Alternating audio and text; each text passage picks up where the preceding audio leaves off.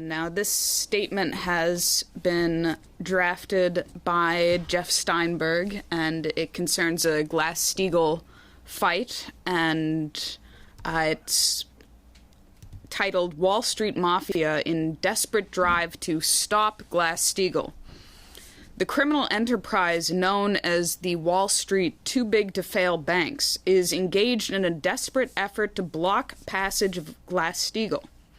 Bills have been introduced in both the U.S. House and the U.S. Senate to reinstate the 1933 legislation that broke up the banks into totally separate commercial and investment entities.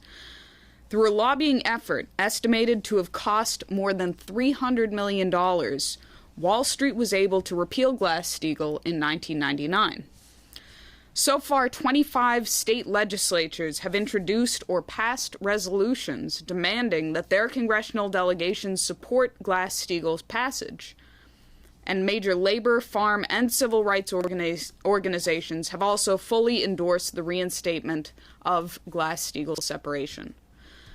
In response to that nationwide outpouring of support for Glass-Steagall, Wall Street has responded with a four-pronged assault to block passage, according to well-placed Washington sources. These reports grid precisely with evidence directly obtained by LaRouchePAC organizers. First, the Big Six Wall Street banks, J.P. Morgan Chase, Citigroup, Bank of America, Goldman Sachs, Morgan Stanley, and Wells Fargo have unleashed their lobbyists and trade associations to target state legislators backing the reinstatement of Glass-Steagall. Evidence of this operation has already surfaced in Delaware, Minnesota, South Dakota, and in California. Second, members of the U.S. House and Senate have been personally contacted by top officials of the Big Six banks and threatened with loss of campaign support and with loss of thousands of jobs in their districts unless they drop their support for the Glass-Steagall bills. Third, the CEOs and other top executives of too big to fail banks have been placing personal calls to congressional leaders and other pro-Glass-Steagall influential figures, further threatening reprisals against any people who persist in pressing for Glass-Steagall. Fourth, LaRouchePAC activists mobilizing support for Glass-Steagall have been targeted for physical attacks, vandalism, police harassment, and other active measures to blunt the growing support for breaking up the banks and throwing the top Wall Street criminals in jail. These attacks have been organized on a local-by-local basis, using whatever hooligan elements can be hired to carry out those attacks. According to one informed Washington source, Wall Street and the Obama White House were caught completely off guard by the rapid escalation of support for Glass-Steagall. The movement toward passage of the reinstatement bills moved ahead far more rapidly than anyone in the administration or the Big Six banks had expected. The fact that half of the state legislatures in the country, including New York and California, introduced resolutions calling for the reinstatement of Glass-Steagall indicated a level of mass public support that posed an existential threat to the very survival of the too-big-to-fail criminal enterprises of Wall Street. It should be no surprise that the too-big-to-fail banks have resorted to mafia tactics to push back against the momentum for Glass-Steagall. The banks are being protected from long overdue criminal prosecution by the Obama White House and the Justice Department, which has officially adopted the Holder Doctrine, under which the big banks, particularly their top executives, have been given a literal license to steal and murder with immunity from prosecution. With Detroit showcasing the outright genocidal consequences of such policies, as a rating of the LIBOR interest rates and the manipulation of interest rate swaps to loot the already desperate city budgets, the ability of the Obama administration to continue their protection racket is running up against a growing popular rage. The desperate Wall Street actions targeting Glass-Steagall are criminal in their own right. Given these facts, would you please make your opening remarks. Well, the significance of this is the fact that the relevant people have been caught right-handed, left-handed, and backhanded. And they are now, in the sense of subject to a thorough investigation before and after this proceeding is completed. In other words, they're not going to get away with this on their own basis, because they're still subject to what they've done in fraud in this case. This means hope for the United States, because the acts that have taken and the fact that they are traced to these agencies, not just these banks, but political institutions which are responsible for this sort of stuff. And therefore, that means that unless Glass-Steagall is automatically victorious in this matter, then the question is how much fraud was perpetrated in order to bring about a defeat of Glass-Steagall. So the issue is not settled. It can be settled by a victory of Glass-Steagall, but it cannot otherwise. The fact that this thing, what are charges that are made in terms of reporting facts, and they are reported facts, that means that you've got something very dirty going on, and it can lead to very serious consequences for members of the Congress. Because in some cases this was done, or was being done, under the instigation of members of the Congress and their agents. So it's a very hot situation. The other side of the thing is the positive side, is the fact that these guys were caught without, caught out. They had no anticipation of such an event as occurring in that form. Indicates the importance and the probable victory, which probably lies, an honest victory, lies in the hands of those who are defending the Glass-Steagall reenactment. And therefore anything that's done which gets even close to that kind of problem, where there's a doubt about who actually got the vote, and whether intimidation was used, which is really a felony. If intimidation was used to effect a defeat of the Glass-Steagall motion, then that's another issue. So, what Wall Street fears is their own death brought about by the hands of the people led by the certain trumpet of Lyndon LaRouche and the LaRouche Political Action Committee.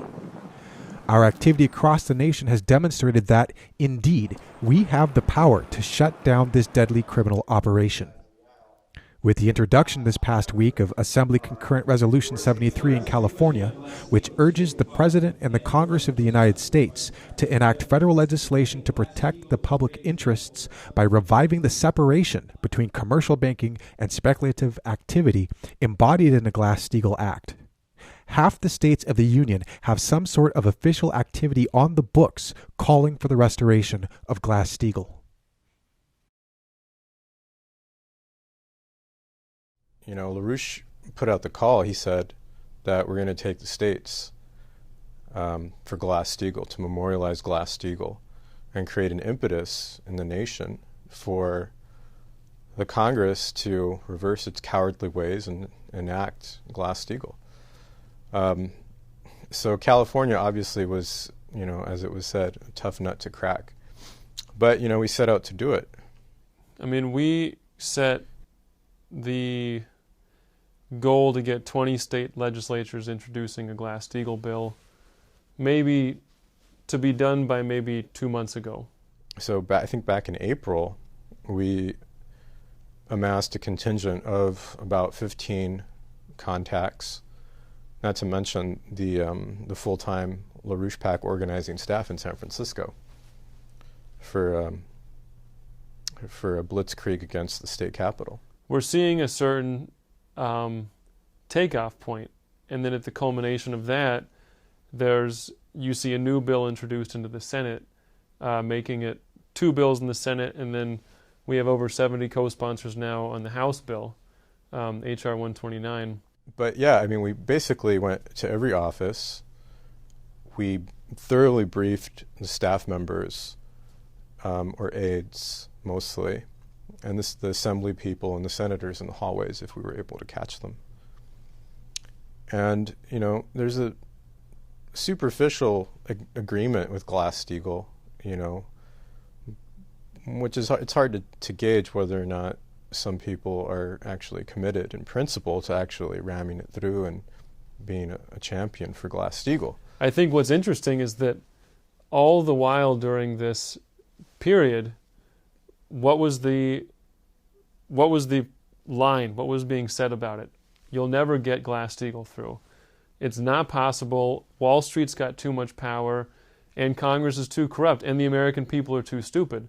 All of which are true, but nonetheless, you've seen a certain break in terms of what is the status quo, and now we have serious momentum. And I think that, what we've seen reflected like in California, but then in every other one of the state legislatures, as well as generally in public, as you've seen, I think a real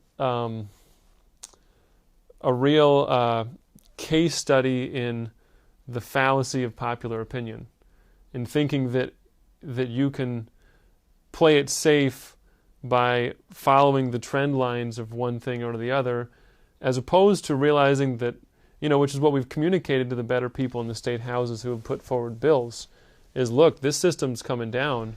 And then, of course, all the excuses came out. Glass-Steagall wouldn't have prevented the crisis of '08, and it's a dated piece of legislation, and the Volcker rule needs to be given time to work, and all the excuses came out.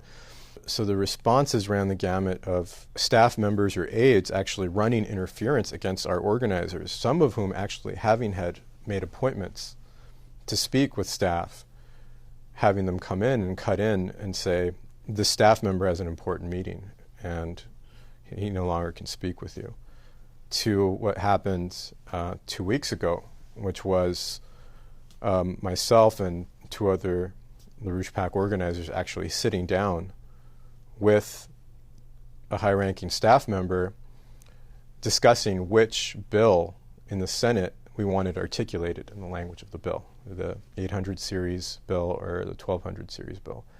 So it was very exciting in a few short months. And also, what was interesting too, that very same day, we decided to immediately proceed to organize for sponsorship, co-sponsorship of the bill. I proceeded to go into another assemblyman's office, or a senator. I walked into his office and I showed him the actual language in the bill and the cover letter, and he was in a state of shock, almost literally.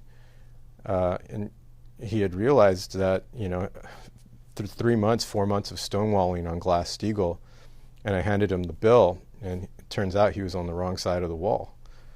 So much so that his hand was trembling as he stapled the paperwork together. It was passing on to the senator. So it was pretty exciting.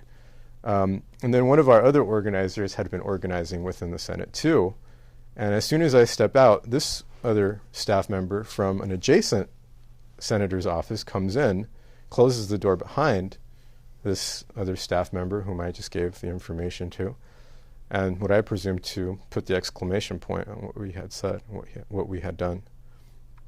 So we have the bill now, and you can chalk one up to LaRouche. Before Detroit went, we were saying genocide. Before you had any of these kinds of more developed things that you've seen in the recent days, we were saying this is a policy which is absolute destruction for the American people and the world. And despite the opposition, and the opposition is actually growing now because of all the momentum that we're creating, despite all that, we've actually seen the very real example where we as a movement are really taking off. And I think that if more people would drop their thinking around just what's practical, what's it look like might happen, what is my neighbor's best friend think should happen, and just drop it and realize that we are in a moment where great things can happen that you didn't expect otherwise. And I think that's exactly what we're seeing with this Glass-Steagall fight right now.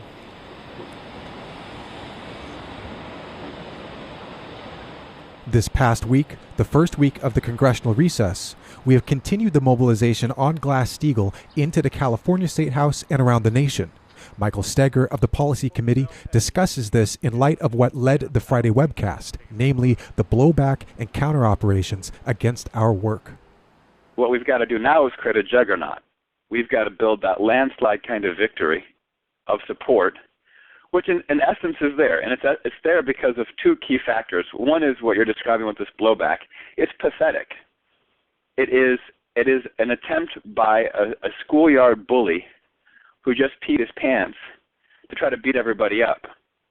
And as long as someone's willing to say, you're a fat slob who just peed your pants, you probably need to go have some quiet time somewhere at the school nurse's office, or in this case, behind bars with these Wall Street bankers.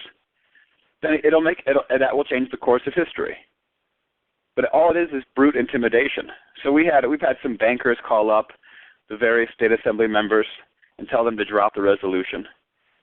They said, no, we're not going to do it. It wasn't like it was a surprise. It wasn't like a Wall Street banker calling you or their lobby group calling you and saying, we don't like this resolution. It's going to surprise somebody. Oh, really? You don't like this?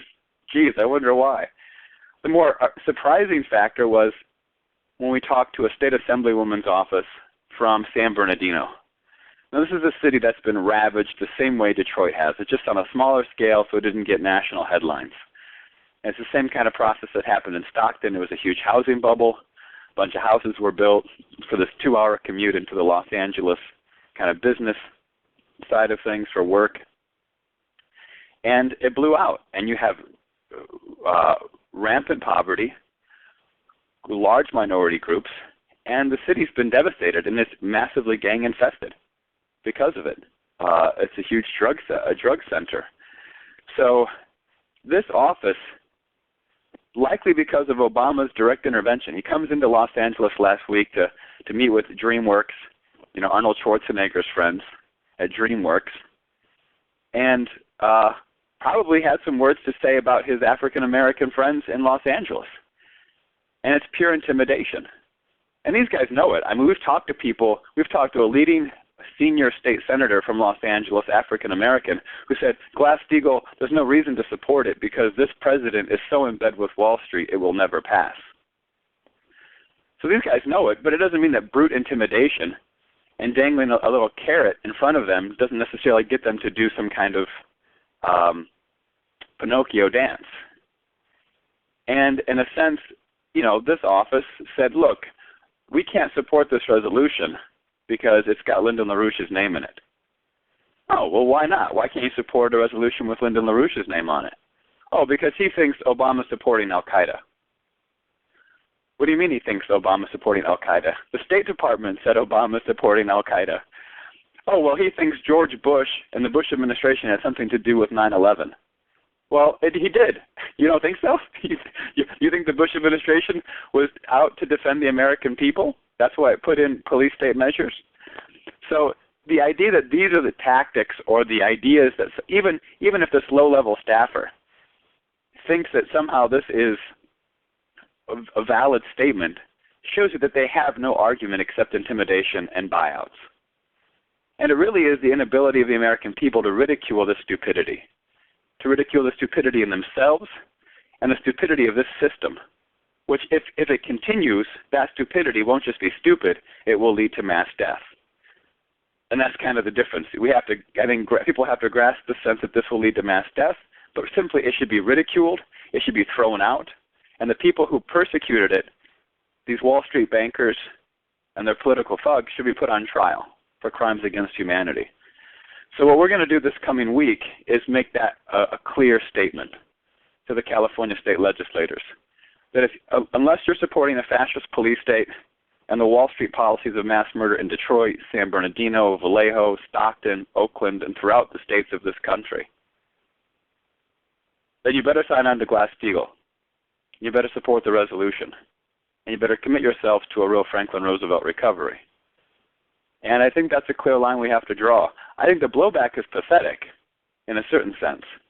I think what's maybe more pathetic is how gullible some of these state assembly members are to think that somehow they should work with these Wall Street institutions, that somehow that will save jobs for their state.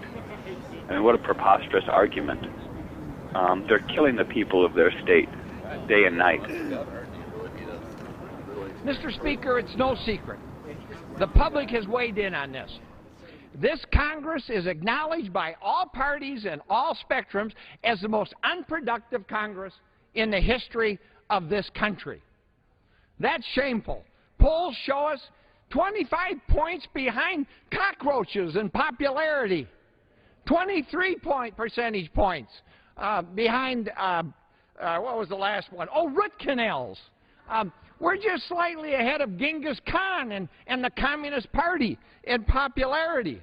It's time that we put an end to this nonsense, put this Congress to work, postpone, cancel this recess. Let's put an end to this nonsense, get America working again, and get this country moving again. Thank you. Time, the gentleman. The week before Congress broke session, we escalated our mobilization in Washington, D.C. Mr. LaRouche had called for increasing the pressure on the relationship between Glass-Steagall and Wall Street, that Glass-Steagall will destroy Wall Street, and the world will be better off for it. We don't need Wall Street, period. That what had been missing in our mobilization until that point had been this crucial fact. In spite of the fact that Congress did break for their summer recess, we have not. We've been continuing and escalating across the entire nation, whether this be at meet and greets, festivals, formal town halls to district offices, and we are out to keep that pressure on for as long as it takes. On both sides of the aisle. However, when you guys went into what your solution was, that's when things went south. Because what you said was, we were going to let Dodd-Frank have its chance. Now, I don't know if you know, but this is also the line that Bernanke has been putting forward, that he was asked, what do we do in the event of another financial crisis, which of course would be completely systemic, and Bernanke said, don't worry, we have Title II, okay, Title II of Dodd-Frank. Now, so people know, this is the Orderly Liquidation Authority.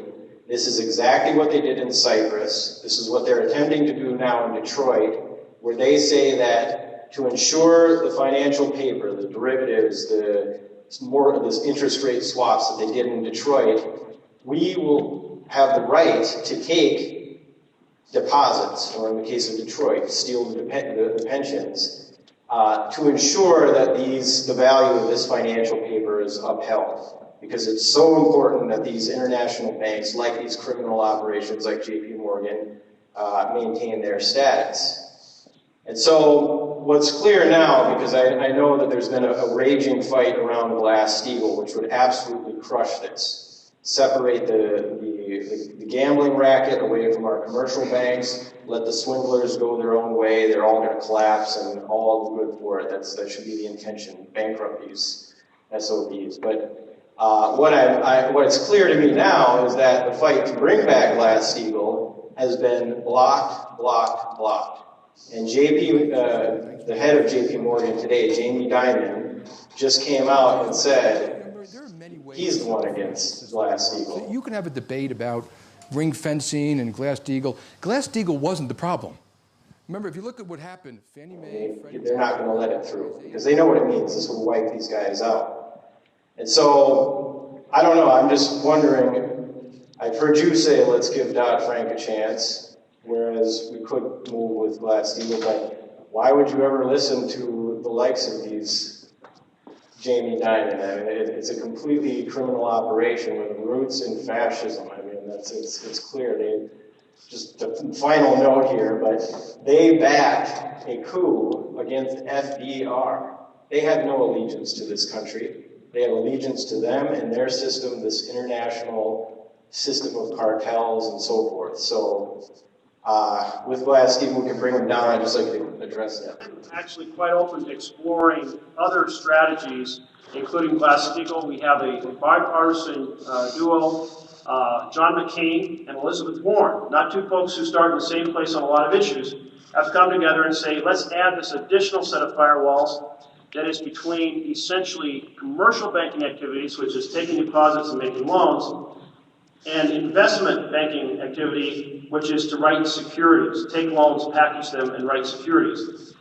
That piece of the puzzle has been less of a problem in terms of causing the meltdown than the conflict between gambling with your assets. But it may be very important, and I'm willing to take a close look at it.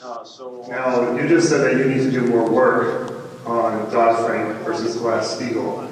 Frankly, I don't believe you. I think you know exactly what the difference is. Glass-Steagall is going to destroy Wall Street, which we don't need. We don't need Wall Street in the United States. We need industry, we need agriculture. Wall Street is not interested in those things. They just demonstrated that in Detroit, where they stole the pensions of people, and no elected official has stood up to protect those Americans. And people know this is the pattern for the United States. So I just want to bring it to your attention that I don't think people believe you. For people that don't know, Detroit is paying the bankers about 80% of what Detroit owes them. But they're paying the pensioners pennies on the dollar, what they owe them. They're throwing the people that paid into pensions out on the streets. These are people that didn't even pay into Social Security, so they're going to have nothing to fall back. This is the case all over the world right now. Most of the population of the world is being held hostage to bail out the monetary debt, which was never our responsibility from the beginning. And if we don't, if we forget about saving Wall Street, we can actually invest a lot more in bringing back a physically productive economy. We can set up a credit system where we can invest in long-term projects and give people employed with decent work. But we need a Congress that is willing to go to bat and is willing to tell the American population that we are going to go to war for them. That we're going to look Wall Street in the eye and tell them we're not taking any of this crap anymore. And to say that Glass-Steagall is actually a bankruptcy of Wall Street, I think is the direction we have to go. And I know that you're supportive of Glass-Steagall, but I just need to know, Congress should be in D.C. right now. They shouldn't have gone out of D.C. They should be in D.C. We have provided you the tools you need to join us in winning this fight. Under the main banner on the front page of the LaRouchePAC's site, you'll find we've put together a list of congressional events around the nation. We're constantly updating that list, as well as putting together a daily feed through Facebook and Twitter. On the organized page, you'll find all the print material you need. The latest is the white paper we've produced titled Detroit, Arsenal of Democracy or Test Case for Fascism. Download it, study it, distribute it widely, and use it to be effective. This fight for the future of the nation is a live fight which is in no way settled, and it's in our hands to win it. The American people have taken the hit from Wall Street's losses and suffered the intentional disintegration of our nation for far too long. It's time to demand of our representation. Whose side are you on? Are you complicit in the crimes being run against the people of the United States? Are you complicit in the effective genocide of our nation? Will you flinch at the opportunity to eradicate this nation of the most deadly enemy within our own borders, Wall Street finance? That's what Glass-Steagall means, securing the general welfare of the American people at the expense of Wall Street. With the expansion of the cancer, which has come to be known as modern finance, Wall Street and the City of London will not survive a genuine restoration of Glass-Steagall. This will bring many people the world over a sigh of sweet relief. I mean, I think it's time for people to really just, take the gloves off and recognize that they're not small. As Americans, we're actually incredibly powerful as individual people, not as some group defined as a political party or otherwise, but that a recognition needs to be made that, these institutions have failed. These parties have failed. They're disgusting. They're complete disgrace to the nation. That's not to say that individual people with the courage to speak up on the key issues, which are the destruction of this British Obama environmentalist conspiracy to undermine this nation. That's really what it is. And say it. Be courageous and say what LaRouche has had the courage to say, which is that the British Queen is an empress, and the culture that we've accepted is the culture of empire. And it manifests in our own pessimism, in our pragmatism, in our practicality. So it's time to shatter all these assumptions that we have about our society and about who we are. And it's time to really act in accordance with what history is requiring of us right now. And it is really to really usher in the Second American Revolution through Glass-Steagall and through the policies which will be implemented as a result of Glass-Steagall, because that's ultimately where we're going, is to a full recovery of this country. I mean, first of all, anyone who is watching this website already is already greatly more qualified than 99% of the population out there, including elected officials. And that's a big hurdle that people have to get over, because a lot of what comes up is this fear of thinking that we're underlings or less qualified, or like Victor was saying, we don't have the gumption to say or do what should be done. And that's the trap. That's really the flaw of the American population right now, is giving in to the fraud of this Wall Street system, this oligarchical system. And people really need to get a sense that Glass-Steagall is the life or death issue right now. And if we have that, and if we just go with it and, toss some salt over your shoulder but don't look back, then I think that there's not much that, the fight now can't be stopped if we do what's necessary. And the only thing that can stop us is ourselves not living up to what we should do.